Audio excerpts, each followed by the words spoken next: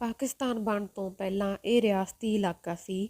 ਪੰਜਾਬ ਵਿੱਚ ਜਿੱਥੇ ਅੰਗਰੇਜ਼ਾਂ ਦਾ ਰਾਜ ਸੀ, ਉਸ ਨੂੰ ਅੰਗਰੇਜ਼ੀ ਇਲਾਕਾ ਕਹਿੰਦੇ। ਰਿਆਸਤਾਂ ਦੇ ਇਲਾਕੇ ਨੂੰ ਰਿਆਸਤੀ ਇਲਾਕਾ। ਰਿਆਸਤੀ ਇਲਾਕੇ ਵਿੱਚ 7-8 ਨਿੱਕੇ ਵੱਡੇ ਰਾਜਿਆਂ ਦਾ ਰਾਜ ਸੀ। ਹਰ ਕੋਈ ਆਪਣੇ ਆਪ ਨੂੰ ਮਹਾਰਾਜਾ ਕਹਾਉਂਦਾ, ਯਾਨੀ ਰਾਜਿਆਂ ਦਾ ਰਾਜਾ, ਮਹਾਰਾਜਾ। ਰਿਆਸਤੀ ਇਲਾਕੇ ਦੇ ਲੋਕ ਦੂਰੀ ਗੁਲਾਮੀ ਭੋਗਦੇ ਸਨ, ਇੱਕ ਅੰਗਰੇਜ਼ ਦੀ ਗੁਲਾਮੀ ਤੇ ਦੂਜੀ ਰਾਜੇ ਦੀ ਗੁਲਾਮੀ। ਜਿਸ ਰਿਆਸਤ ਵਿੱਚ ਥੰਮਣ ਵਾਲਾ ਪਿੰਡ ਸੀ, ਉੱਥੋਂ ਦਾ ਰਾਜਾ ਵਿਲਾਸੀ ਬਹੁਤ ਸੀ। 4 ਰਾਣੀਆਂ ਤਾਂ ਉਹਨੇ ਵਿਆਹ ਕੇ ਲਿਆਂਦੀਆਂ ਸਨ। 4ਾਂ ਦੇ ਔਲਾਦ ਸੀ, ਪਰ ਕਈ ਔਰਤਾਂ ਉਹਦੀਆਂ ਰਖੇਲਾਂ ਸਨ।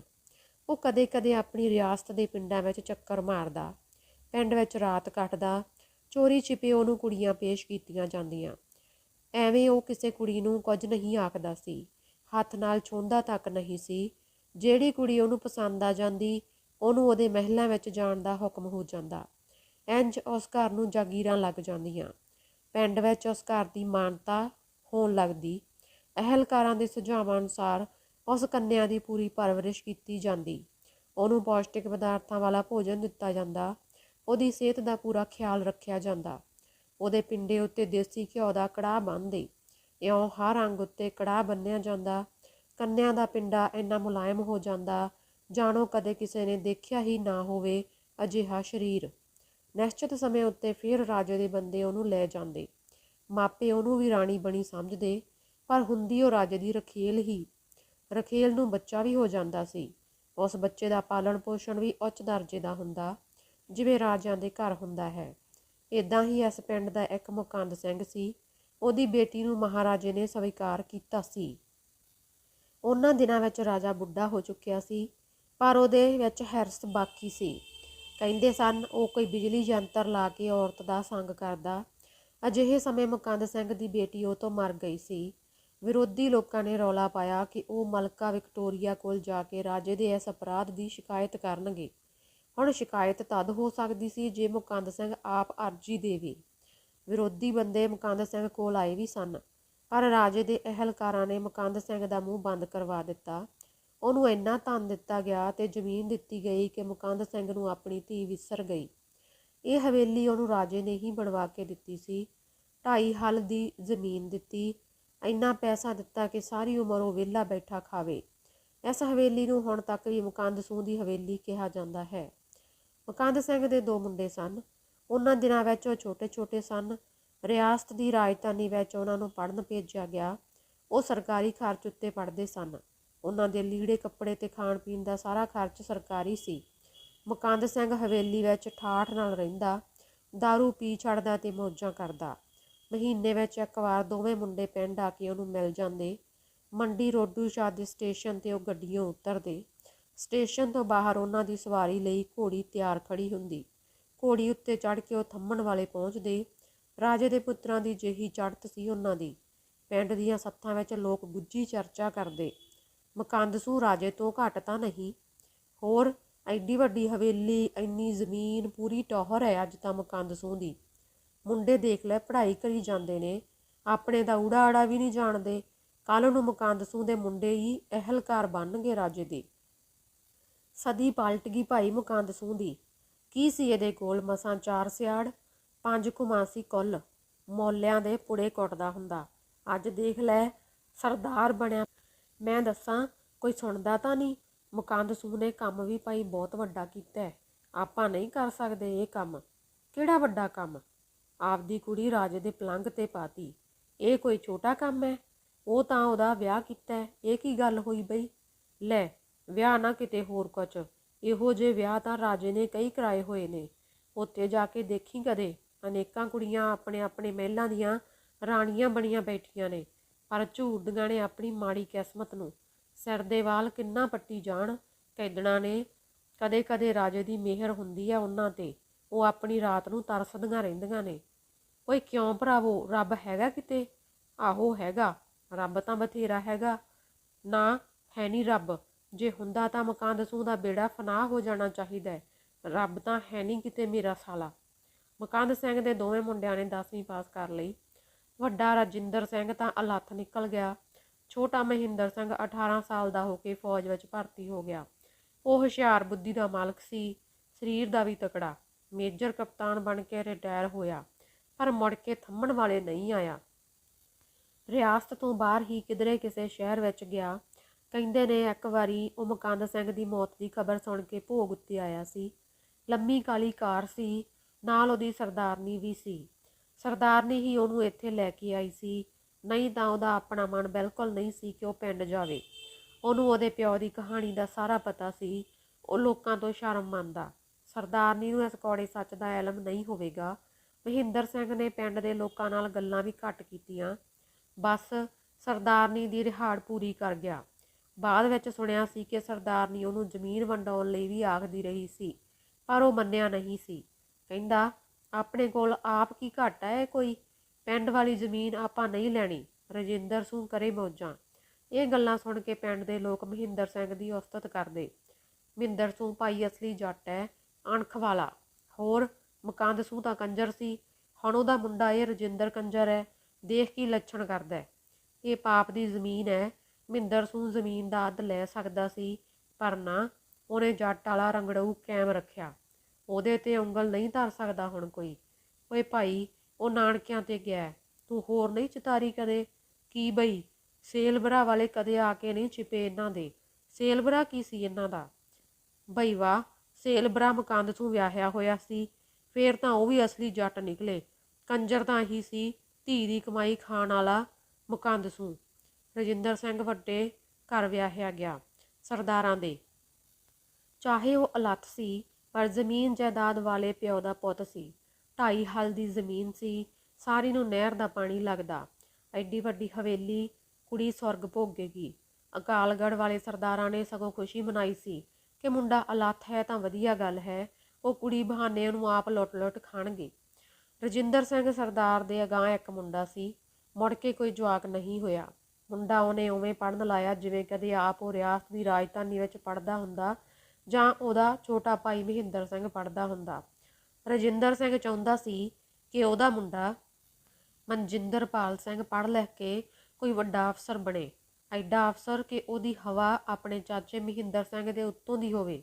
ਮਨਜਿੰਦਰਪਾਲ ਇਉਂ ਹੀ ਪੜ੍ਹਿਆ, 10ਵੀਂ ਕਰਕੇ ਫਿਰ BA ਪਾਸ ਕੀਤੀ।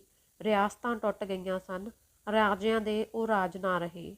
ਪਿੰਡਾਂ ਦੇ ਸਰਦਾਰ ਜ਼ਮੀਨਾਂ ਦੇ ਮਾਲਕ ਨਹੀਂ ਰਹਿ ਗਏ ਸਨ, ਮੁਜਾਰੇ ਜ਼ਮੀਨਾਂ ਦੇ ਮਾਲਕ ਹੋ ਗਏ। ਪਰ ਮੁਕੰਦ ਸਿੰਘ ਉਹਨਾਂ ਸਰਦਾਰਾਂ ਵਿੱਚੋਂ ਨਹੀਂ ਸੀ। ਉਹਨੂੰ ਤਾਂ ਇਹ 2.5 ਹਲ ਜਾਗੀਰ ਵਜੋਂ ਮਿਲੇ ਹੋਏ ਸਨ। ਇਹਨਾਂ 2.5 ਹਲਾਂ ਦਾ ਉਹ ਖੁਦ ਮਾਲਕ ਸੀ। ਰਜਿੰਦਰ ਸਿੰਘ ਨੇ ਸਾਰੀ ਉਮਰ ਐਸ਼ ਕੀਤੀ। ਹਵੇਲੀ ਵਿੱਚ ਗੁਸਲਖਾਨੇ ਸਾਹਮਣੇ ਖੂਹੀ ਸੀ। ਖੂਹੀ ਦਾ ਪਾਣੀ ਬੜਾ ਠੰਡਾ ਤੇ ਮਿੱਠਾ। ਲੋਹੇ ਦੀ ਭੌਣੀ ਤੇ ਲੋਹੇ ਦੀ ਸੰਗਲੀ ਨਾਲ ਬੰਨਿਆ ਲੋਹੇ ਦਾ ਹੀ ਡੋਲ। ਉਹ ਘਰ ਦੀ ਸ਼ਰਾਬ ਕੱਢ ਕੇ ਪੀਂਦਾ। ਉਹਦੇ ਕੋਲ ਪੱਥਰ ਦੇ 2 ਵੱਡੇ ਵੱਡੇ ਮਰਤਬਾਨ ਸਨ, ਉਹਨਾਂ ਵਿੱਚ ਨਿੱਕ ਸੁੱਕ ਪਾ ਕੇ ਖੂਹ ਦੇ ਪਾਣੀ ਵਿੱਚ ਲਮਕਾ ਦਿੰਦਾ। ਗੁੜ ਤੇ ਕਿੱਕਰ ਦਾ ਸੱਕ ਤਾਂ ਹੁੰਦਾ ਹੀ, ਵਿੱਚ ਹੋਰ ਚੀਜ਼ਾਂ ਵੀ ਪਾਉਂਦਾ, ਜਿਵੇਂ ਸੰਗਤਰੇ ਦੀਆਂ ਫਾੜੀਆਂ, ਅੰਗੂਰ ਤੇ ਹੋਰ ਮੇਵੇ। ਲੋਹੇ ਦੀ ਸੰਗਲੀ ਨਾਲ ਬੰਨੇ ਮਰਤਬਾਨ ਖੂਹੀ ਦੇ ਪਾਣੀ ਵਿੱਚ ਡੁੱਬੇ ਰਹਿੰਦੇ। ਇੱਕ ਮਰਤਬਾਨ ਦੀ ਸ਼ਰਾਬ ਉੱਠ ਖੜਦੀ ਤਾਂ ਉਹਨੂੰ ਕਸ਼ੀਦ ਕਰ ਲੈਂਦਾ, ਉਹਨੂੰ ਪੀਂਦਾ ਰਹਿੰਦਾ। ਇੰਨੇ ਨੂੰ ਦੂਜਾ ਮਰਤਬਾਨ ਤਿਆਰ ਹੋ ਜਾਂਦਾ। ਸ਼ਰਾਬ ਨੂੰ 2 ਵਾਰ ਕਸ਼ੀਦ ਕਰਦਾ, ਉਹਦੀ ਕੁੜੱਤਣ ਮਰ ਜਾਂਦੀ ਤੇ ਨਸ਼ਾ ਵੱਧ ਜਾਂਦਾ। ਇਸ ਸ਼ਰਾਬ ਨੂੰ ਉਹ ਦੁਆਤਸਾ ਆਖਦਾ। ਘੁੱਟ ਭਰੋ ਤਾਂ ਸਰੀਰ ਨੂੰ ਚੀਰਦੀ ਜਾਂਦੀ। 2 ਪੈਗ ਹੀ ਬਹੁਤ ਹੁੰਦੇ। ਰਾਜਿੰਦਰ ਸਿੰਘ ਦੀ ਕੱਢੀ ਸ਼ਰਾਬ ਜਣਾ ਖਣਾ ਨਹੀਂ ਪੀ ਸਕਦਾ ਸੀ। ਉਹ ਹਮੇਸ਼ਾ ਮੀਟ ਨਾਲ ਰੋਟੀ ਖਾਂਦਾ, ਦੁਪਹਿਰੇ ਵੀ ਤੇ ਰਾਤ ਨੂੰ ਵੀ। ਉਹਦੇ ਕੋਲ ਦੁਨਾਲੀ ਬੰਦੂਕ ਸੀ 12 ਬੋਰ ਦੀ।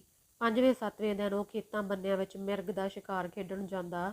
ਨਿਸ਼ਾਨੇ ਦਾ ਪੂਰਾ ਮਾਹਰ ਸੀ। ਉਹਨਾਂ ਦਿਨਾਂ ਵਿੱਚ ਬੰਨੇ ਆਮ ਸਨ। ਬੰਨਿਆਂ ਵਿੱਚ ਮਿਰਗਾਂ ਦੀਆਂ ਡਾਰਾਂ ਰਹਿੰਦੀਆਂ। ਪਿੰਡ ਵਿੱਚ ਹੋਰ ਸ਼ਿਕਾਰੀ ਵੀ ਸਨ ਜੋ ਕੁੱਤਿਆਂ ਨਾਲ ਮਿਰਗ ਦਾ ਸ਼ਿਕਾਰ ਕਰਦੇ। ਸ਼ਿਕਾਰੀ ਕੁੱਤੇ ਦੀ ਨਸਲ ਇੱਕ ਵੱਖਰੀ ਨਸਲ ਸੀ। ਲੱਕ ਬਹੁਤ ਪਤਲਾ, ਟੰਗਾਂ ਲੰਮੀਆਂ, ਕੱਦ ਵੀ ਲੰਮਾ। ਸ਼ਿਕਾਰੀ ਕੁੱਤਾ ਮਿਰਗ ਜਿੰਨਾ ਹੀ ਤੇਜ਼ ਦੌੜ ਸਕਦਾ। ਕੁੱਤੇ ਦਾ ਕੰਮ ਹੁੰਦਾ ਮਿਰਗ ਨੂੰ ਗਰਦਨ ਤੋਂ ਫੜਨਾ। ਇੰਨੇ ਨੂੰ ਬੰਦੇ ਪਹੁੰਚ ਜਾਂਦੇ ਤੇ ਮਿਰਗ ਨੂੰ ਕਾਬੂ ਕਰ ਲੈਂਦੇ। ਉੱਥੇ ਹੀ ਜਿਉਂਦੇ ਨੂੰ ਮਾਰ ਲੈਂਦੇ। ਪਹਿਲਾਂ ਉਹਦੀਆਂ ਟੰਗਾਂ ਤੋੜਦੇ। ਉਦੋਂ ਭੱਜਿਆ ਨਾ ਜਾਂਦਾ ਤਾਂ ਤੇਜ਼ ਹਥਿਆਰ ਨਾਲ ਉਹਦੀ ਧੌਣ ਵੱਢ ਦਿੰਦੇ। ਜਾਨਵਰ ਥਾਂ ਦੀ ਥਾਂ ਠੰਡਾ ਹੋ ਜਾਂਦਾ। ਪਰ ਰਜਿੰਦਰ ਸਿੰਘ ਦਾ ਕੰਮ ਸੁਖਾਲਾ ਸੀ। ਉਹ ਇੱਕੋ ਕਾਰਤੂਸ ਠੰਡਾ ਕਰਦਾ। ਨਾਲ ਉਹਦੇ ਇੱਕ ਬੰਦਾ ਜਾਂਦਾ ਜਿਹੜਾ ਮਾਰੇ ਹੋਏ ਮਿਰਗ ਨੂੰ ਮੋਢਿਆਂ ਉੱਤੇ ਚੁੱਕ ਲਿਆਉਂਦਾ। ਮਗਰ ਬੰਦਾ, ਮੂਰੇ ਰਜਿੰਦਰ ਸਿੰਘ ਮੋਢੇ ਦੁਨਾਲੀ ਰੱਖ ਕੇ ਇਉਂ ਆਕੜ ਤੁਰਦਾ ਜਿਵੇਂ ਇਹ ਜਾਨਵਰ ਮਾਰ ਕੇ ਉਹਨੇ ਕੋਈ ਦੁਨੀਆ ਜਿੱਤ ਲਈ ਹੋਵੇ। ਉਹਦੇ ਨਿਸ਼ਾਨੇ ਹੇਠ ਕਦੇ ਕਦੇ ਕਾਲਾ ਮਿਰਗ ਵੀ ਆਉਂਦਾ। ਐਡਾ ਉੱਚਾ ਕੱਦ, ਲੰਮੇ ਲੰਮੇ ਸਿੰਗ। ਉਸ ਦਿਨ ਤਾਂ ਰਜਿੰਦਰ ਸਿੰਘ ਨੂੰ ਲੱਗਦਾ ਜਿਵੇਂ ਉਹਨੇ ਸ਼ੇਰ ਮਾਰਿਆ ਹੋਵੇ। ਸਿਆਲਾਂ ਵਿੱਚ ਉਹ ਮਿਰਗ ਦਾ ਅਚਾਰ ਪਾਉਂਦਾ, ਰਿਸ਼ਤੇਦਾਰੀਆਂ ਵਿੱਚ ਅਚਾਰ ਦੇ ਛੋਟੇ ਮਰਤਬਾਨ ਭੇਜਦਾ। ਸਵੇਰੇ ਸਵੇਰੇ ਚਾਹ ਪੀ ਕੇ ਉਹ ਖੇਤਾਂ ਵਿੱਚ ਜੰਗਲ ਪਾਣੀ ਜਾਂਦਾ, ਫਿਰ ਨਹਾ ਧੋ ਕੇ ਦੁੱਧ ਦਾ ਗਿਲਾਸ ਪੀਂਦਾ। ਭੁੱਖ ਚਮਕਣ ਲੱਗਦੀ ਤਾਂ ਉਹ ਇੱਕ ਪੈਗ ਲਾ ਲੈਂਦਾ, ਫਿਰ ਇੱਕ ਹੋਰ ਪੈਗ ਹੌਲੀ ਹੌਲੀ ਪੀਂਦਾ। ਦੁਪਹਿਰ ਦੀ ਰੋਟੀ ਖਾ ਕੇ ਸੌਂ ਜਾਂਦਾ। ਪਿਛਲੇ ਪੈਰ ਉੱਠ ਕੇ ਚਾਹ ਪੀਂਦਾ, ਫਿਰ 2 ਬੰਦਿਆਂ ਤੋਂ ਬੰਦੂਕ ਦੀ ਨਾਲੀ ਸਾਫ਼ ਕਰਵਾਉਂਦਾ। ਕੌਲੀ ਚੱਟ ਬੰਦੇ ਉਹਦੇ ਕੋਲ ਬੈਠੇ ਹੀ ਰਹਿੰਦੇ ਸਨ। ਆਥਣ ਉਤਰਨ ਲੱਗਦੀ ਤਾਂ ਉਹ ਪੀਣੀ ਸ਼ੁਰੂ ਕਰ ਦਿੰਦਾ। 1 ਪੈਗ, 2 ਪੈਗ, 3 ਪੈਗ ਪੀਂਦਾ ਤੁਰਿਆ ਜਾਂਦਾ। ਆਪਣੇ ਖਾਸ ਬੰਦਿਆਂ ਨੂੰ ਵੀ ਪੈਗ ਦਿੰਦਾ। ਉਹਦਾ ਬਸ ਇਹੀ ਸੰਸਾਰ ਸੀ। ਉਹਦੀ ਜ਼ਮੀਨ ਪਿੰਡ ਦੇ ਲੋਕ ਹਿੱਸੇ ਉੱਤੇ ਵਾਹੁੰਦੇ ਬੀਜਦੇ। ਬਥੇਰੇ ਦਾਣੇ ਹਵੇਲੀ ਆ ਕੇ ਡਿੱਗਦੇ। ਪੈਦਾਵਾਰ ਦਾ ਅੰਤ ਨਹੀਂ ਸੀ। ਉਹਦਾ ਮੁੰਡਾ ਮਨਜਿੰਦਰਪਾਲ ਛੋਟੀ ਨੌਕਰੀ ਲੈਂਦਾ ਨਹੀਂ, ਵੱਡੀ ਕੋਈ ਨੌਕਰੀ ਉਹਨੂੰ ਮਿਲਦੀ ਨਹੀਂ ਸੀ। ਉਹ ਵੀ ਚੋਰੀ ਛਿਪੇ ਸ਼ਰਾਬ ਪੀਂਦਾ, ਸਿਗਰਟਾਂ ਪੀਂਦਾ ਤੇ ਜਰਦਾ ਖਾਂਦਾ। ਜਰਦਾ ਖਾ ਕੇ ਇੱਧਰ ਉੱਧਰ ਥੁੱਕਦਾ ਫਿਰਦਾ। ਥਾਂ ਥਾਂ ਕੁੱਕੜਾਂ ਦੀਆਂ ਬਿੱਠਾਂ ਜਿਹੀਆਂ ਨਜ਼ਰ ਆਉਂਦੀਆਂ। ਰਜਿੰਦਰ ਸਿੰਘ ਦੇ ਸਾਹਮਣੇ ਉਹ ਘੱਟ ਆਉਂਦਾ। ਉਹਦੀ ਮਾਂ ਨੂੰ ਉਹਦੀਆਂ ਸਾਰੀਆਂ ਖੋਟੀਆਂ ਵਹਿਬਤਾਂ ਦਾ ਪਤਾ ਸੀ। ਆੜਤੀਆਂ ਦਿਓ ਪੈਸੇ ਫੜ ਲੈ ਜਾਂਦਾ। ਉਹਨੂੰ ਫਿਲਮ ਦੇਖਣ ਦਾ ਰੋਗ ਵੀ ਸੀ। ਰਜਿੰਦਰ ਸਿੰਘ ਉਹਨੂੰ ਕੋਈ ਵੱਡਾ ਅਫਸਰ ਲਗਵਾਉਣਾ ਚਾਹੁੰਦਾ ਸੀ। ਮੁੰਡਾ ਆਪ ਵੀ ਕੋਈ ਧਿਆਨ ਨਾ ਕਰਦਾ ਵੀ ਇਹ ਪਤਾ ਨਹੀਂ ਕਿਵੇਂ ਕਰ ਗਿਆ ਸੀ। ਪਿੱਛੋਂ ਉਹਨੂੰ ਅਖਬਾਰ ਜਾਂ ਹੋਰ ਕੋਈ ਕਿਤਾਬ ਰਸਾਲਾ ਪੜ੍ਹਨ ਦਾ ਕੋਈ ਸ਼ੌਂਕ ਨਹੀਂ ਸੀ। ਇਹ ਤਾਂ ਉਹਨੇ ਸੋਚਿਆ ਤੱਕ ਨਹੀਂ ਸੀ ਕਿ ਉਹ ਕੋਈ ਕੋਰਸ ਕਰ ਲਵੇ। ਉਹਦੇ ਦਿਮਾਗ ਵਿੱਚ ਕਿਸੇ ਨੇ ਇਹ ਗੱਲ ਵੀ ਵਾੜ ਦਿੱਤੀ ਸੀ ਕਿ ਤੂੰ 2.5 ਹਲ ਦਾ ਮਾਲਕ ਹੈ, ਤੂੰ ਤਾਂ ਖੁਦ ਰਾਜਾ ਹੈ, ਤੂੰ ਨੌਕਰੀ ਤੋਂ ਕੀ ਲੈਣਾ ਹੈ। ਪਹਿਲਾਂ ਤੇਰੇ ਬਾਪ ਨੇ ਐਸ਼ ਕੀਤੀ, ਹੁਣ ਤੂੰ ਐਸ਼ ਕਰ। ਮਨਜਿੰਦਰਪਾਲ ਚਾਹੇ ਨਸ਼ਿਆਂ ਦਾ ਖਾਦਾ ਸੀ, ਉਹਦੇ ਵਿੱਚ ਨੌਜਵਾਨਾਂ ਵਾਲਾ ਤੰਤ ਕਿਧਰੇ ਰਹਿ ਹੀ ਨਹੀਂ ਗਿਆ ਸੀ। ਫਿਰ ਵੀ ਉਹਨੂੰ ਸਾਕ ਹੋ ਗਿਆ। ਨੰਗਲ ਵਾਲੇ ਸਰਦਾਰਾਂ ਦੀ ਧੀ MA ਪਾਸ ਸੀ। ਮੁੰਡੇ ਵਿੱਚ ਇੱਕ ਗੁਣ ਸਭ ਤੋਂ ਵੱਡਾ ਸੀ ਕਿ ਉਹ 2.5 ਹਲ ਪੋਏ ਦਾ ਮਾਲਕ ਸੀ। ਰਜਿੰਦਰ ਸਿੰਘ ਦੇ ਮਰਨ ਉਪਰੰਤ ਸਾਰੀ ਜ਼ਮੀਨ ਉਸੇ ਨੂੰ ਮਿਲਣੀ ਸੀ। ਹੋਰ ਕੋਈ ਭੈਣ ਭਾਈ ਨਹੀਂ ਸੀ ਤੇ ਨਾ ਭੂਆ। ਕੁਦਰਤ ਦੇ ਰੰਗ ਨਿਆਰੇ ਹਨ। ਭਵਿੱਖ ਦਾ ਕਿਸੇ ਨੂੰ ਕੋਈ ਪਤਾ ਨਹੀਂ ਹੁੰਦਾ। ਬੰਦਾ ਸੋਚਦਾ ਕੀ ਹੈ ਤੇ ਕੀ ਹੋ ਜਾਂਦਾ ਹੈ। ਆਖਰੀ ਦਿਨਾਂ ਵਿੱਚ ਰਜਿੰਦਰ ਸਿੰਘ ਨੂੰ ਗੁਰਦਿਆਂ ਦਾ ਰੋਗ ਹੋ ਗਿਆ। ਉਹਨੂੰ ਸ਼ੱਕਰ ਰੋਗ ਵੀ ਸੀ, ਪਰ ਉਹਨੇ ਸ਼ਰਾਬ ਨਹੀਂ ਛੱਡੀ। ਅਖੀਰ ਅਕਾਲ ਚਲਾਣਾ ਕਰ ਗਿਆ। ਇੱਕ ਦਿਨ ਜ਼ਮੀਨ ਅੱਧੀ ਅੱਧੀ ਉਹਦੀ ਘਰਵਾਲੀ ਤੇ ਮੁੰਡੇ ਮਨਜਿੰਦਰਪਾਲ ਦੇ ਨਾਂ ਚੜ੍ਹ ਗਈ। ਉਹ ਕੋਈ ਵਸੀਅਤ ਕਰਵਾ ਕੇ ਨਹੀਂ ਮਰਿਆ ਸੀ। ਹੁਣ ਮਨਜਿੰਦਰਪਾਲ ਦੀ ਮਾਂ ਦਾ ਘਰ ਵਿੱਚ ਉਕਰ ਆਦਰ ਬਹੁਤ ਜ਼ਿਆਦਾ ਹੋਣ ਲੱਗਿਆ। ਅਕਾਲਗੜ੍ਹ ਵਾਲੇ ਵੀ ਉਹਨੂੰ ਬਹੁਤ ਚਾਹੁਣ ਲੱਗੇ। ਕੁਦਰਤ ਨੇ ਇੱਕ ਰੰਗ ਹੋਰ ਦਿਖਾਇਆ। ਮਨਜਿੰਦਰਪਾਲ ਦੇ ਸਕੂਟਰ ਦੀ ਟੱਕਰ ਹੋ ਗਈ। ਲੋਹੇ ਦਾ ਭਰਿਆ ਟਰੱਕ ਸੀ। ਸਕੂਟਰ ਖਖੜੀ ਖਖੜੀ ਹੋ ਕੇ ਖਿੰਡ ਗਿਆ ਤੇ ਨਾਲ ਹੀ ਮਨਜਿੰਦਰਪਾਲ ਦਾ ਸਰੀਰ ਧੁੱਤ-ਮੱਤ ਹੋ ਗਿਆ। ਥਾਂ ਉੱਤੇ ਹੀ ਉਹਦੀ ਮੌਤ ਹੋ ਗਈ ਸੀ।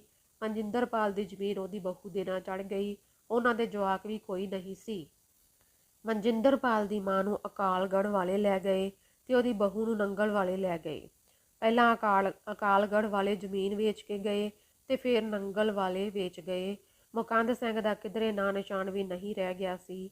ਇਹ ਇੱਕੋ ਇੱਕ ਹਵੇਲੀ ਪਤਾ ਨਹੀਂ ਉਹ ਕਿਵੇਂ ਛੱਡ ਗਏ। ਨਾ ਇਹਨੂੰ ਅਕਾਲਗੜ੍ਹ ਵਾਲੇ ਵੇਚਣ ਆਏ ਤੇ ਨਾ ਨੰਗਲ ਵਾਲੇ। ਕੁਝ ਵਰ੍ਹਿਆਂ ਬਾਅਦ ਮਨਜਿੰਦਰਪਾਲ ਦੀ ਮਾਂ ਵੀ ਮਰ ਗਈ। ਉਹਦੀ ਬਹੂ ਨੂੰ ਹੋਰ ਕਿਸੇ ਥਾਂ ਬਿਠਾ ਦਿੱਤਾ ਗਿਆ ਸੀ। ਬਹੂ ਨੂੰ ਜ਼ਮੀਨ ਦਾ ਮਿਲਿਆ ਲੱਖਾਂ ਰੁਪਇਆ ਕਿੱਧਰ ਗਿਆ, ਕਿੱਧਰ ਨਹੀਂ ਗਿਆ, ਕਿਸੇ ਨੂੰ ਕੋਈ ਪਤਾ ਨਹੀਂ ਸੀ। ਅਕਾਲਗੜ੍ਹ ਵਾਲੇ ਝੁਰਦੇ ਕਿ ਰਜਿੰਦਰ ਸਿੰਘ ਨੇ ਇੱਕ ਦਿਨ ਤਾਂ ਮਰਨਾ ਹੀ ਸੀ। ਪਹਿਲਾਂ ਹੀ ਕਿਉਂ ਨਹੀਂ ਮਰ ਗਿਆ? ਮੁੰਡਾ ਜੰਮਣ ਦੀ ਕੀ ਲੋੜ ਸੀ? ਦੁੱਲਾ ਸਰਦਾਰ ਉਹਦੀ ਭਾਲ ਵਿੱਚ ਭੀਖੀ, ਅਬੋਹਰ ਤੇ ਭਾਈ ਰੂਪੇ ਹੋ ਕੇ ਜਦੋਂ ਪਿੰਡ ਮੁੜਿਆ ਸੀ ਤਾਂ ਉਹਨੇ ਖੂਹ ਦੀ ਚੌਕੜੀ ਉੱਤੇ ਬੰਦਿਆਂ ਵਿੱਚ ਮੈਂਗਲ ਬੈਠਾ ਦੇਖ ਕੇ ਪੱਕਾ ਅੰਦਾਜ਼ਾ ਲਾਇਆ ਸੀ ਕਿ ਉਹਨੂੰ ਮੈਂਗਲ ਨਹੀਂ ਲੈ ਕੇ ਗਿਆ।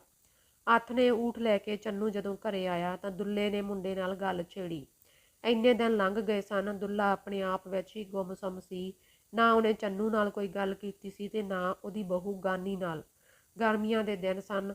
ਖੂਹੀ ਦੇ ਪਾਣੀ ਨਾਲ ਨਹਾ ਕੇ ਜਦੋਂ ਚੰਨੂ ਮੰਜੀ ਉੱਤੇ ਰੋਟੀ ਖਾਣ ਬੈਠਾ ਤਾਂ ਦੁੱਲਾ ਉਹਦੇ ਨੇੜੇ ਹੋ ਗਿਆ। ਨਹਿਰੂ ਚੰਨੂ ਦੇ ਗੋਡੇ ਨੂੰ ਹੱਥ ਲਾ ਕੇ ਉਡੀਕ ਰਿਹਾ ਸੀ ਕਿ ਕਦੋਂ ਉਹਦਾ ਬਾਪ ਉਹਦੇ ਮੂੰਹ ਵਿੱਚ ਬੁਰਕੀ ਪਾਉਂਦਾ ਹੈ। ਚੰਨੂ ਯਾਰ ਗਜਬ ਹੋ ਗਿਆ। ਮੈਂ ਤਾਂ ਸਾਰੇ ਜਾ ਆ, ਕਿਧਰੇ ਮੁਸ਼ਕ ਵੀ ਨਹੀਂ ਤੇਰੀ ਮਾਸੀ ਦਾ। ਚੰਨੂ ਨੀਵੀਂ ਪਾ ਕੇ ਰੋਟੀ ਖਾਂਦਾ ਰਿਹਾ। ਉਹਦੇ ਕੋਲ ਕੋਈ ਜਵਾਬ ਨਹੀਂ ਸੀ, ਕੋਈ ਸਲਾਹ ਨਹੀਂ ਸੀ।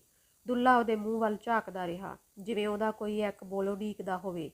ਚੰਨੂ ਨੇ ਬੁਰਕੀ ਸੰਘੋਂ ਥੱਲੇ ਕਰਕੇ ਨਵੀਂ ਇੱਕ ਛੋਟੀ ਬੁਰਕੀ ਨਹਿਰੂ ਦੇ ਮੂੰਹ ਵਿੱਚ ਪਾਉਂਦਿਆਂ ਇੰਨਾ ਹੀ ਆਖਿਆ, ਕੀ ਕੀਤਾ ਜਾਵੇ ਹੁਣ ਬਾਪੂ? ਤੂੰ ਪਿੰਡ 'ਚ ਪਤਾ ਕਰ ਕੋਈ ਉਹਦਾ, ਮੈਂ ਵੀ ਬੈਠੂ ਲੋਕਾਂ 'ਚ ਜਾ ਕੇ। ਕੀ ਹੈ, ਕਿਧਰੋਂ ਕੋਈ ਕਨਸੋ ਮਿਲ ਜਾਂਦੀ ਹੈ। ਗਾਨੀ ਨੇ ਥਾਲੀ ਵਿੱਚ ਰੋਟੀ ਰੱਖੀ ਤੇ ਦੁੱਲੇ ਨੂੰ ਫੜਾ ਦਿੱਤੀ। ਕੌਲੀ ਵਿੱਚ ਮੂੰਗੀ ਦੀ ਦਾਲ ਸੀ ਤੇ 3 ਰੋਟੀਆਂ ਦੇ ਖੰਨੇ, ਪਾਣੀ ਦਾ ਬਾਟਾ। ਦੂਜੀ ਮੰਜੀ ਉੱਤੇ ਬੈਠਾ ਉਹ ਵੀ ਰੋਟੀ ਖਾਣ ਲੱਗਿਆ। ਉਹ ਹੌਲੀ ਹੌਲੀ ਬੁਰਕੀ ਮੂੰਹ ਵਿੱਚ ਪਾਉਂਦਾ ਤੇ ਹੌਲੀ ਹੌਲੀ ਚਿੱਥਦਾ, ਜਿਵੇਂ ਕੋਈ ਕਈ ਦਿਨਾਂ ਦਾ ਬਿਮਾਰ ਬੰਦਾ ਰੋਟੀ ਖਾਂਦਾ ਹੋਵੇ। ਚਾਨਣੀ ਰਾਤ ਸੀ। ਨਿੰਮ ਦੀ ਛਾਂ ਤੋਂ ਪਰਾਂ ਬੈਠੇ ਉਹ ਸਰਦਾਰੋ ਦਾ ਝਿੜਾ ਕਰੀ ਜਾ ਰਹੇ ਸਨ। ਉਹਨਾਂ ਦੀ ਰੋਟੀ ਮੁੱਕਣ ਵਾਲੀ ਸੀ ਕਿ ਗਾਨੀ ਚੁੱਲ੍ਹੇ ਦਾ ਕੰਮ ਨਿਬੇੜ ਕੇ ਉਹਨਾਂ ਕੋਲ ਆ ਬੈਠੀ। ਉਹਨੇ ਆਪ ਅਜੇ ਰੋਟੀ ਖਾਧੀ ਨਹੀਂ ਸੀ। ਉਹਦੇ ਕੰਨਾਂ ਵਿੱਚ ਪਿਓ ਪੁੱਤ ਦੇ ਦੁਖੀ ਬੋਲ ਪਏ ਸਨ। ਇਸੇ ਕਰਕੇ ਉਹ ਉਹਨਾਂ ਕੋਲ ਆ ਬੈਠੀ ਸੀ। ਆਖਣ ਲੱਗੀ, ਚੰਗੀ ਭਲੀ ਗਈ ਹੈ, ਮੋਢੇ ਕੋਥਲੀ ਲਮਕਾ ਕੇ, ਸਾਰਾ ਸਮਾਨ ਪਾ ਕੇ ਆਖ ਕੇ ਗਈ ਹੈ ਮੈਨੂੰ, ਅੱਜ ਪਹਿਲਾਂ ਟਿੱਬੇ ਜਾਊਂਗੀ। ਆਥਣ ਨੂੰ ਮੁੜ ਆਉਂਦੀ ਸੀ। ਖਬਰੇ ਕੀ ਭਾਣਾ ਬੀਤ ਗਿਆ, ਕੀ ਸਮਝੀਏ ਹੁਣ। ਉਹ ਤਾਂ ਮੇਰਾ ਸਾਲਾ ਇੱਥੇ ਫਿਰਦਾ, ਜੇ ਭਲਾ ਮੈਂਗਲ ਤੇ ਸ਼ੱਕ ਕਰੀਏ ਆਪਾਂ। ਚੰਨੂ ਖੁੱਲ੍ਹ ਕੇ ਗੱਲ ਕਰਨ ਲੱਗਿਆ। ਹੁਣ ਜਦੋਂ ਪਾਣੀ ਜਮਾਂ ਸਿਰ ਉੱਤੋਂ ਦੀ ਫਿਰ ਗਿਆ ਲੱਗਦਾ ਸੀ, ਹੁਣ ਕੀ ਓਲਾ ਰਹਿ ਗਿਆ ਦੁੱਲੇ ਤੇ ਨੂੰਹ ਪੁੱਤ ਵਿਚਕਾਰ। ਹੁਣ ਤਾਂ ਉਹ ਸਿੱਧੀਆਂ ਸਪਾਟ ਗੱਲਾਂ ਕਰਨ ਲੱਗੇ ਸਨ। ਗਾਨੀ ਦੋਵਾਂ ਦੇ ਜੂਠੇ ਭਾਂਡੇ ਚੁੱਕ ਕੇ ਲੈ ਗਈ। ਨਹਿਰੂ ਗੱਲ ਨਹੀਂ ਕਰਨ ਦਿੰਦਾ ਸੀ, ਵਿੱਚ ਦੀ ਬੋਲੀ ਜਾਂਦਾ ਤੇ ਤੰਗ ਕਰਦਾ। ਉਹ ਉਹਨੂੰ ਚੁੱਕ ਕੇ ਆਪਣੇ ਨਾਲ ਰਸੋਈ ਵੱਲ ਲੈ ਗਈ ਸੀ। ਮੁੰਡੇ ਨੂੰ ਖੇਤ ਲਾ ਕੇ ਉਹ ਖੁਦ ਰੋਟੀ ਖਾਣ ਲੱਗੀ, ਪਰ ਕੰਨ ਉਹਦਾ ਪਿਓ ਪੁੱਤ ਦੀਆਂ ਗੱਲਾਂ ਵੱਲ ਰਿਹਾ।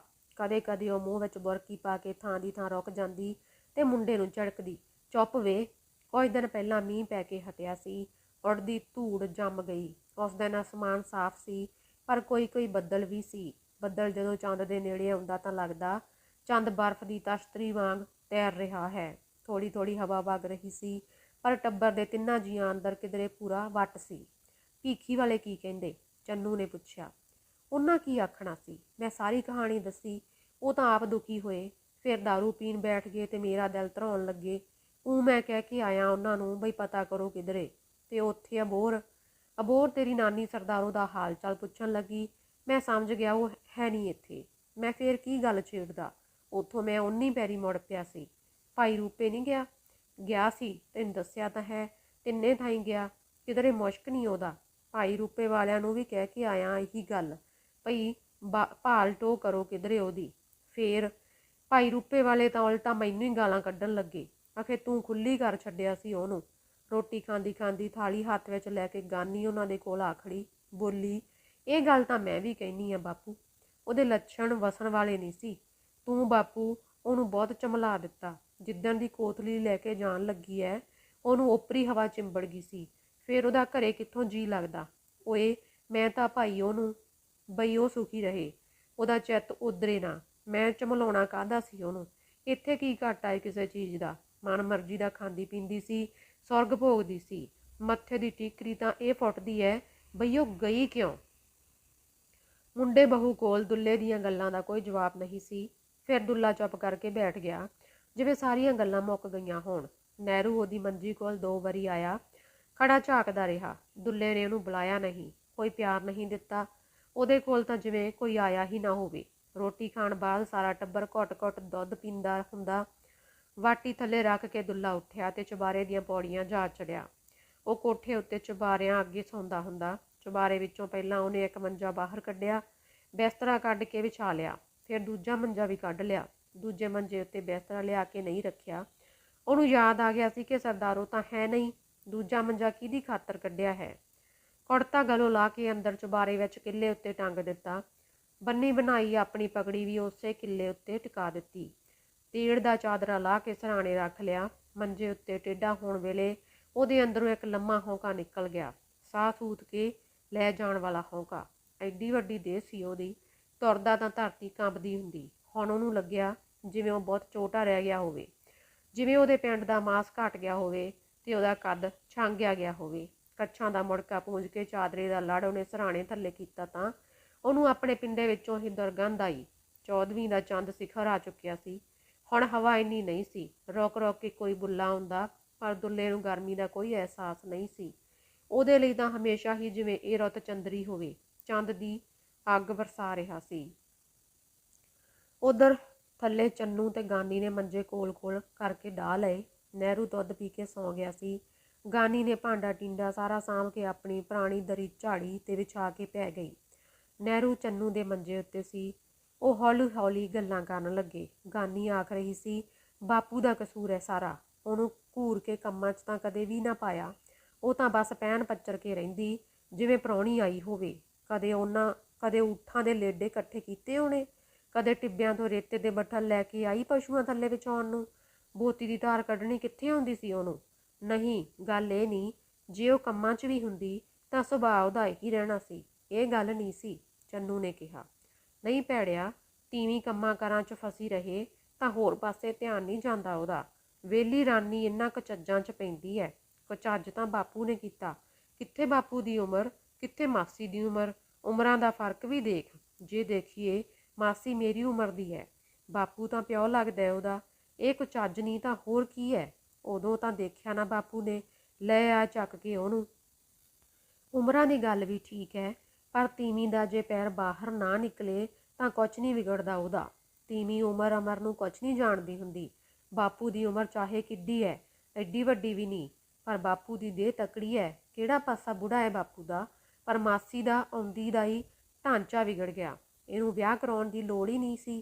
ਕੀ ਲੋੜ ਸੀ ਵਿਆਹ ਦੀ? ਆਪਦਾ ਸਵਾਦ ਦੇਖ ਲਿਆ ਇੱਕ ਬਸ।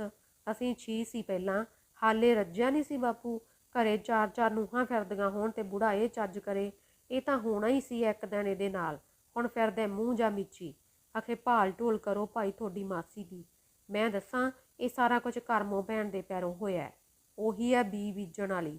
ਉਹ ਆਪ ਦੱਸਦੀ ਸੀ ਇੱਕ ਦਿਨ ਮੈਨੂੰ, ਕਹਿੰਦੀ ਸੀ, ਆਪਦੀ ਤੀਵੀਂ ਬਿਨਾਂ ਬੰਦੇ ਦਾ ਕੀ ਵੱਟੀ ਦਾ ਗਾਨੀ। ਆਪਾਂ ਆਪਦੇ ਕੰਨੀ ਦੇਖੀਏ ਤਾਂ ਆਪਣੇ ਆਦਮੀਆਂ ਨੂੰ ਸਰ ਜਾਂਦਾ ਭਲਾ ਆਪਣੇ ਬਗੈਰ। ਆਪਾਂ ਹੁੰਨੀਆਂ ਤਾਂ 100 ਗੱਲ ਗੁਰਬਤ ਕਰਦੇ ਨੇ ਬੰਦੇ ਆਪਣੇ ਨਾਲ। ਬਾਪੂ ਵਿਚਾਰਾ ਆਖੇ ਹੁਣ ਕਿਹਦੇ ਨਾਲ ਕਰੇ ਗੱਲ ਗੁਰਬਤ ਜੇ ਮਾਸੀ ਨਾ ਹੋਵੇ। ਧੀਆਂ ਕਿਹੜਾ ਨਿੱਤ ਬੈਠੀਆਂ ਰਹਿੰਦੀਆਂ ਨੇ ਕੋਲ, ਨੂੰਹਾਂ ਨਾਲ ਕੀ ਗੱਲ ਕਰੂਗਾ ਸਹੁਰਾ। ਕਰਮੋਂ ਨਹੀਂ ਬਾਪੂ ਨੂੰ ਝੋਕ ਦਿੱਤੀ, ਉਹਨੇ ਕਰਾਇਆ ਵਿਆਹ ਬਾਪੂ ਦਾ। ਬਾਪੂ ਨੂੰ ਆਪਣੇ ਮਰਦਊ ਪੁਣੇ ਤੇ ਗੁਮਾਨ ਸੀ। ਇਹਨੂੰ ਐ ਸੀ ਬਈ ਮੈਂ ਸਦਾ ਹੀ ਇਹੋ ਜਿਹਾ ਰਹੂੰਗਾ। ਵਕਤ ਨਾਲ ਬੰਦੇ ਦਾ ਸਰੀਰ ਢਲ ਜਾਂਦਾ ਹੈ, ਉਹ ਗੱਲ ਨਹੀਂ ਰਹਿੰਦੀ। ਨਾਲੇ ਕਿੱਥੇ, ਚਾਹੇ ਪਿਓ ਹੈ, ਗੱਲ ਕਰਨੀ ਠੀਕ ਨਹੀਂ। ਕਿੱਥੇ ਬੁੱਢਾ ਮਾਸ, ਕਿੱਥੇ ਨਵਾਂ ਮਾਸ। ਮਾਸੀ ਕੀ ਕਰਦੀ ਵਿਚਾਰੀ, ਉਹਦਾ ਕਸੂਰ ਭੋਰਾ ਨਹੀਂ ਸੀ, ਇੱਕ ਰੱਤੀ ਵੀ ਕਸੂਰ ਨਹੀਂ ਉਹਦਾ। ਉਹ ਕੀ ਕਰਦੀ, ਰੱਸਾ ਚੱਬਣ ਲੱਗ ਪਈ ਜਦੋਂ ਖੁਰਲੀ 'ਚ ਤਾਂ ਕੁਛ ਹੈ ਨਹੀਂ ਸੀ। ਨਿੰਮ ਵਿੱਚ ਦੀ ਚੰਦ ਕਦੇ ਕਦੇ ਝਾਤੀ ਮਾਰਦਾ, ਇੱਕ ਬੱਦਲ ਖਤਮ ਹੁੰਦਾ, ਦੂਜਾ ਆ ਘੇਰਦਾ। ਉਹ ਗੱਲਾਂ ਕਰ ਹੀ ਰਹੇ ਸਨ ਕਿ ਉੱਧਰੋਂ ਚੌਗਾਨ ਵੱਲੋਂ ਉਹਨਾਂ ਨੂੰ ਮੱਧਮ ਜਿਹੀ ਕੋਈ ਆਵਾਜ਼ ਸੁਣਾਈ ਦਿੱਤੀ, ਜਿਵੇਂ ਕੋਈ ਚੀਜ਼ ਟੁੱਟ ਕੇ ਡਿੱਗਦੀ ਹੋਵੇ। ਇਹ ਆਵਾਜ਼ ਹੌਲੀ ਹੌਲੀ ਉੱਚੀ ਹੁੰਦੀ ਜਾ ਰਹੀ ਸੀ, ਜਿਵੇਂ ਖੜਕਾ ਇੱਧਰ ਨੂੰ ਤੁਰਿਆ ਆ ਰਿਹਾ ਹੋਵੇ। ਚੰਨੂ ਨੇ ਉੱਠ ਕੇ ਦੇਖਿਆ ਤੇ ਗਾਲ ਕੱਢੀ, ਓਏ ਮੇਰੇ ਸਾਲੇ ਦਿਆ, ਕਿਉਂ, ਕੀ ਹੋਇਆ? ਗਾਨੀ ਵੀ ਆਪਣੇ ਮੰਜੇ ਉੱਤੇ ਉੱਠ ਕੇ ਬੈਠ ਗਈ। ਇੱਕ ਊਠ ਇੱਧਰ ਨੂੰ ਆ ਰਿਹਾ ਸੀ। ਚਾਹੇ ਉਹਦੀਆਂ ਮੂਹਰਲੀਆਂ ਦੋਵੇਂ ਲੱਤਾਂ ਨੂੰ ਨਿਉਲ ਲੱਗਿਆ ਹੋਇਆ ਸੀ, ਪਰ ਉਹ ਜੁੜੀਆਂ ਹੋਈਆਂ ਦੋਵੇਂ ਲੱਤਾਂ ਇੱਕੋ ਵਾਰ ਅੱਗੇ ਰੱਖਦਾ ਤੇ ਮਗਰਲੀਆਂ ਦੋਵੇਂ ਲੱਤਾਂ ਅੱਗੇ ਲਿਆ ਕੇ ਫਿਰ ਇੰਜ ਕਰਦਾ। ਇਹ ਉਹਦਾ ਅਜੀਬ ਤਰੀਕਾ ਸੀ ਤੁਰਨ ਦਾ। ਉਹਨੇ ਥੋੜਾ ਹੀ ਪੰਧ ਨਿਬੇੜਿਆ ਸੀ। ਚੰਨੂ ਭੱਜ ਕੇ ਗਿਆ, ਬੁਸ਼ਕਰ ਮਾਰੀ, ਊਠ ਦੀਆਂ ਦੋਵੇਂ ਲੱਤਾਂ ਵਿੱਚੋਂ ਨਿਉਲ ਖੋਲ ਦਿੱਤਾ। ਊਠ ਕੰਬ ਰਿਹਾ ਸੀ, ਚੀੜ ਵੀ ਕਰੀ ਜਾਂਦਾ। ਉਹਦੀ ਧੌਣ ਦੁਆਲੇ ਸਿਰ ਦਾ ਸਾਫਾ ਵਲੇਟ ਕੇ ਉਹ ਊਠ ਨੂੰ ਉਹਦੇ ਕਿੱਲੇ ਵੱਲ ਤੋਰ ਕੇ ਲੈ ਗਿਆ। ਸਾਰੇ ਊਠ ਚੰਨੂ ਵੱਲ ਝਾਕ ਰਹੇ ਸਨ, ਸਾਰੇ ਹੀ ਜਿਵੇਂ ਆਪਣੇ ਨਿਉਲ ਤੜਾਉਣਾ ਚਾਹੁੰਦੇ ਹੋਣ। ਹਿਲਦੇ ਜੁਲਦੇ ਵੀ ਸਨ। ਚੰਨੂ ਨੂੰ ਯਾਦ ਆਇਆ, ਓਏ ਸਾਲਿਓ, ਊਠਾਂ ਨੂੰ ਪਾਣੀ ਨਹੀਂ ਪਿਆਇਆ ਸੀ ਅੱਜ। ਬਾਪੂ ਦੇ ਝਗੜੇ 'ਚ ਭੁੱਲ ਹੀ ਗਏ। ਤਾਂ ਉੱਤੋਂ ਗਰਮੀ ਦਾ ਮਹੀਨਾ, ਪਸ਼ੂ ਵਿਚਾਰਾ ਬੋਲ ਤਾਂ ਸਕਦਾ ਨਹੀਂ, ਤਾਂ ਹੀ ਆਉਂਦਾ ਸੀ ਊਠ ਸਣੇ ਨਿਉਲ ਇੱਧਰ ਨੂੰ। ਚੰਨੂ ਆਪਣੇ ਆਪ ਨੂੰ ਹੀ ਬੋਲ ਰਿਹਾ ਸੀ। ਉਹਨੇ ਗਾਨੀ ਨੂੰ ਆ ਕੇ ਦੱਸਿਆ ਤੇ ਹੱਸਣ ਲੱਗਿਆ ਕਿਹਾ, ਤੂੰ ਖੂਹੀ 'ਚੋਂ ਪਾਣੀ ਕੱਢ, ਚਬੱਚਾ ਭਰ ਦੇ, ਮੈਂ ਇੱਕ ਇੱਕ ਊਠ ਲੈ ਕੇ ਆਉਣਾ ਇੱਧਰ। ਸਾਰਿਆਂ ਪਸ਼ੂਆਂ ਨੇ ਰੱਜ ਕੇ ਪਾਣੀ ਪੀਤਾ। ਚੰਨੂ ਆਖੀ ਜਾ ਰਿਹਾ ਸੀ, ਲੈ ਦੇਖ, ਇਹਨਾਂ ਨੇ ਕੀ ਬੋਲ ਕੇ ਆਖ ਦੇਣਾ ਸੀ। ਪਾਣੀ ਪੀ ਕੇ ਉਹ ਸਭ ਆਰਾਮ ਨਾਲ ਖੜੇ ਸਨ। ਚੰਨੂ ਨੇ ਸਭ ਦੇ ਨਿਉਲ ਲਾਏ। ਨਿਉਲਾਂ ਦੇ ਰੱਸੇ ਉਹਨਾਂ ਦੇ ਕਿੱਲਿਆਂ ਨਾਲ ਬੰਨ੍ਹ ਦਿੱਤੇ। ਨਿਉਲ ਦਾ ਰੱਸਾ ਤੁੜਾ ਕੇ ਵਿਹੜੇ ਵਿੱਚ ਗਿਆ ਊਠ ਹੁਣ ਮੂਤ ਦੀ ਬੋਤੀ ਦਾ ਪਿੱਠਾ ਸੁੰਘ ਰਿਹਾ ਸੀ। ਫਿਰ ਇੱਕ ਇੱਕ ਕਰਕੇ ਊਠ ਬੈਠਣ ਲੱਗੇ। ਬੈਠੇ ਬੈਠੇ ਟੇਢੇ ਹੋ ਗਏ। ਚੰਨੂ ਗਾਨੀ ਕੋਲ ਆਇਆ।